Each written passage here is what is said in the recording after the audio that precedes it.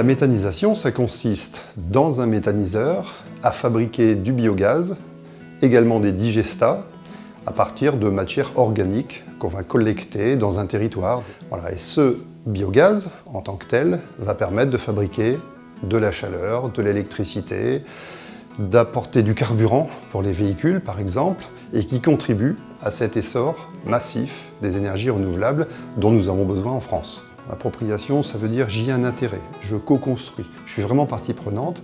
Là, le grand enjeu, c'est de s'articuler en amont, au moment de la construction ou de la co-construction des projets, comme on dit d'aujourd'hui. On n'a rien à perdre à dialoguer, on a tout à gagner. Le dialogue, il commence dès le début du projet, en fait. Par quoi démarrer, en fait. Donc c'est là qu'on a lancé l'idée de dire, bah tiens, il faut quand même aller voir les voisins un par un, les plus proches, en disant, voilà, pour savoir ce qu'ils en pensent.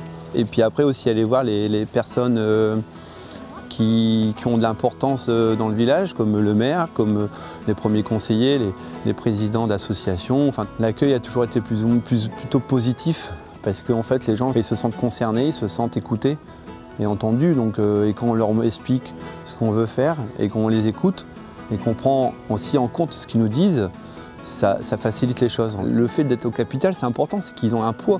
Même s'ils n'ont pas un poids des décisionnaires, ils ont un poids d'écoute et pour être entendus, en fait. Ils vont intégrer le projet, c'est-à-dire qu'ils n'ont pas mis de l'argent dans telle boîte, dans une société cotée en bourse, non, ils ont mis de l'argent dans la société d'énergie du village, là où elle est, ils vont passer devant tous les jours. Il a été fortement enrichi grâce à ce dialogue. Sinon, on serait parti sur un projet que nous, on pensait bien, mais qui en fait n'est pas forcément bien pour les riverains, en fait.